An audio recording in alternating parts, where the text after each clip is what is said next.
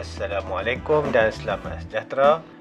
Hari ini kita sambung lagi pembelajaran kita sebelum kita bercuti dengan kebarangkalian yang mudah, iaitu macam mana kita nak menulis ruang sampel. Okey ya. Jadi kalau tengok kat depan ni, kita dah belajar dah minggu lepas macam mana kita nak tulis ruang sampel bagi satu peristiwa yang ada kesudahan dia.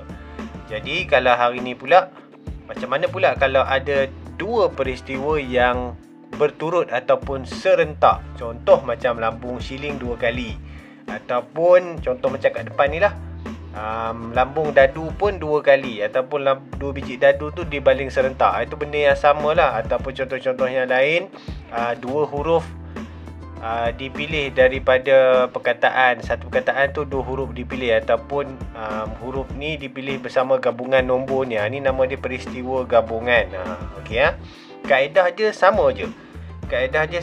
Apa saja yang berlaku pada peristiwa yang pertama mesti diikuti dengan peristiwa yang kedua. Jadi bagi peristiwa gabungan ni, gabung 2 ke, gabung 3 ke, kalau 3 biji dadu dilontar serentak ke, 2 biji dadu ke, kaedah yang mudah untuk dapatkan dia punya ruang sampel adalah menggunakan gambar rajah pokok. Gambar rajah pokok, saya tunjuk macam mana cara dia. Kita tengok contoh yang pertama. 2 biji dadu dilontarkan secara serentak. Yang ni kes yang ni, 2 biji dadu dilontarkan secara serentak. Dia baling 2 ketul itu rak tu. Macam contoh 2 biji dadu tu baling tu. Macam tu. Jadi tuliskan ruang sampel bagi kesudahan yang mungkin. Yang ni dalam buku teks ada. Tapi cikgu nak explain macam mana nak dapatkan jawapan menggunakan gambar rajah pokok untuk kefahaman kamu. Dalam buku teks kita tengok mungkin boleh dapat sikit-sikit lah faham. Okey, kaedah yang pertama. Dadu ada berapa?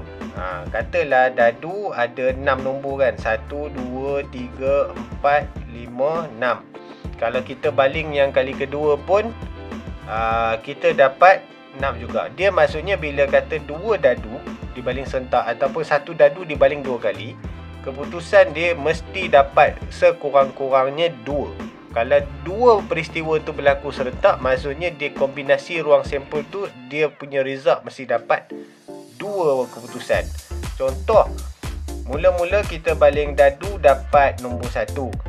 Baik, lepas tu kita buat gambar rajah pokok, dia dapat nombor 1, dia dapat nombor 2, dia mungkin dapat nombor 3, mungkin dapat nombor 4, dan mungkin dapat nombor 5.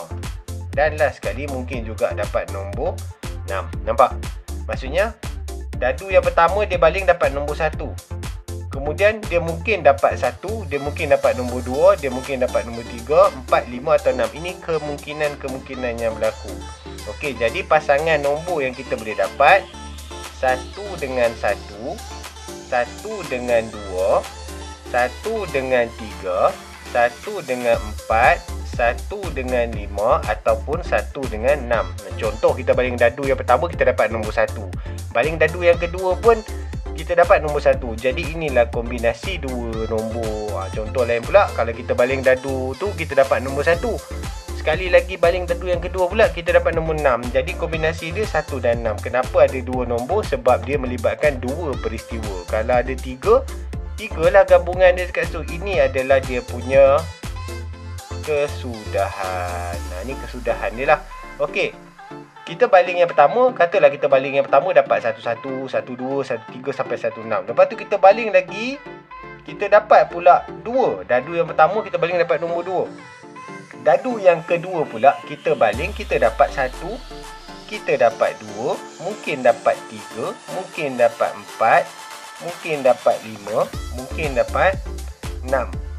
Jadi kesudahan dia mungkin 2-1, 2-2, 2-3, 2-4, 2-5, 2-6. Boleh nampak tak? Okey, maksudnya katalah dia benda yang apa yang berlaku. Kalau kita baling dadu tu, apa kombinasi 2 nombor yang akan kita dapat? Itu soalan yang ditanya. Maksud dia apa dia? Kalau kita baling dadu pertama dengan dadu kedua, apa 2 nombor yang kemungkinan kita dapat? Maksudnya dia start daripada 1, 1 sampailah nombor tu kepada 6, 6. Itu kombinasi nombor dia. Jadi kita buatlah Lepas 1, 2, 3. 3 pula tariklah 1, 2, 3, 4, 5, 6. Sebab apa ada 6? Sebab dadu yang kedua pun result dia dapat 6 juga. Ada 6 nombor. So kesudahan dia 31, 32, 33, 34, 35, 36. Okey. Kemudian nombor 4 pula. Samalah 1, 2, 3, 4, 5, 6. So kesudahan dia 41, 42, 43, 44, 45 dan juga 46. Kemudian kita baling nombor 5. Dapat nombor 5. 5 pun ada juga kombinasi 1, 2, 3, 4, 5, 6. So kita tulislah 51, 52, 53, 54, 55 dengan 56. Dan last sekali adalah 6 lah. Okey, 6 pula. 61, 62, 63, 64, 65 dengan 6. So 61, 62, 63, 64, 65 dan last sekali 66. Okey, kurungan bahagian ni, kesudahan ni dia mesti dalam bentuk kurungan.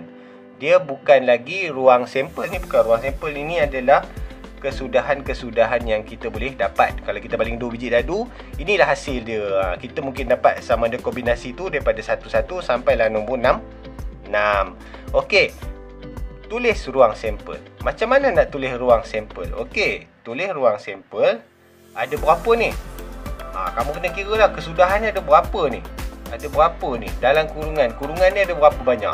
1, 2, 3, 4, 5, 6, 7, 8, 9, 10, 11, 12, 13, 14, 15, 16, 17, 18 sampailah 36. Okey. Kaedah menulis ruang sampel kita tulis macam ni. Start dengan kesudahan kurungan 1, 1, tutup kurungan, koma. Lepas tu 1, 2, tutup kurungan. Lepas tu 1, 3, 1, 4, lepas tu 1, 5, lepas tu 1, 6, lepas tu 2, 1, sampailah last sekali 6, 6. So tutup kurungan set macam ni. Ini adalah jawapan bagi ruang sampel untuk 2 biji dadu yang dibaling secara serentak. Baling serentak ke, baling 2 kali ke, hasil dia sama juga. Itu juga hasilnya. Maksudnya kita ambil peristiwa yang pertama diikuti oleh peristiwa yang kedua. Apa kemungkinan-kemungkinan yang kita dapat? Okey, kita tengok contoh yang seterusnya. Baik, contoh yang seterusnya pula, sekeping shilling dan sebuah dadu dilontarkan serentak. Tulis ruang sampel bagi kesudahan yang mungkin. Okey, sekarang ni shilling ada berapa? Peristiwa pertama adalah shilling. Peristiwa yang kedua diikuti oleh sebuah dadu. So shilling dia hanya ada kepala dengan ekor je. Diikuti oleh dadu dia ada 1, 2, 3, 4, 5 dan 6. So ini adalah kesudahan yang mungkin bagi shilling dan juga dadu. Bila kita gabungkan, so peristiwa yang pertama kita assume sebagai shilling lah, digabung dulu. So shilling dia ada sama ada kepala. Okey. Jadi kepala, kalau kita baling shilling dapat kepala, diikuti oleh dadu. Dadu kita baling, kemungkinan kita dapat nombor 1, 2, 3, 4, 5, 6. Ambil semua nombor dia. So kesudahan dia adalah K1, K2, K3, kepala dengan nombor 4, kepala dengan nombor 5, kepala dengan nombor 6. Ni kesudahan ni. Okey, lepas tu buat apa pula? Lepas kepala ekor lah. Peristiwa yang shilling pula. Tadi dah baling, katalah baling tu semua dapat kepala. Jadi kepala tu mungkin dengan dadunya dapat nombor 1, nombor 2, nombor 3, nombor 4, nombor 5 atau nombor 6. Ini kemungkinan, bukan benda yang berlaku, kemungkinan. So kita dah boleh agak apa hasil yang kita boleh dapat di akhirnya. Okey, ekor pula sama juga. 1, 2, 3, 4, 5, 6. Okey, so kita dapat I1, I2, ekor dengan nombor 3, ekor dengan nombor 4, ekor dengan nombor 5 ataupun ekor dengan nombor 6. Okey. So, apa dia punya ruang sampel? Kita tulislah S sama dengan K1. Lepas tu K2. Sampailah E6. Tutup balik kurungan set. So, inilah kita ambil semua kesudahan ni. Nak susun macam mana, terbalik, tunggang, terbalik pun tak kisah. Tapi, kombinasi ni jangan pecah. Jangan K, tak ada. Dia bukan K kat sini. Sebab dia K ni adalah menunjukkan yang ni shilling punya result. Yang ni adalah dadu punya result. Jadi, kombinasi dia macam ni lah. K1, K2, K3, K4 sampailah E6.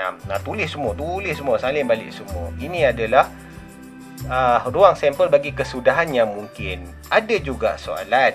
Ni tambahan lah, saya tunjuk lah komen lain. Ada juga soalan, katalah dia ambil huruf set. Peristiwa pertama, dia ambil salah satu huruf daripada perkataan set. Peristiwa yang kedua, katalah dia ambil daripada kombinasi nombor 12. Jadi soalan dia satu nombor, satu huruf dan satu nombor dia ambil secara rawak. Jadi apa dia punya kesudahan? Yang ni pun sama juga. So, peristiwa pertama dia ada 3. 1, 2, 3. Jadi peristiwa yang kedua, hasil dia dapat 2 nombor. Jadi S dengan 1, S dengan 2. I dengan 1, I dengan 2. T dengan 1, T dengan 2. Maksudnya S ni dengan ini, I ni dengan yang ni, T ni dengan yang ni.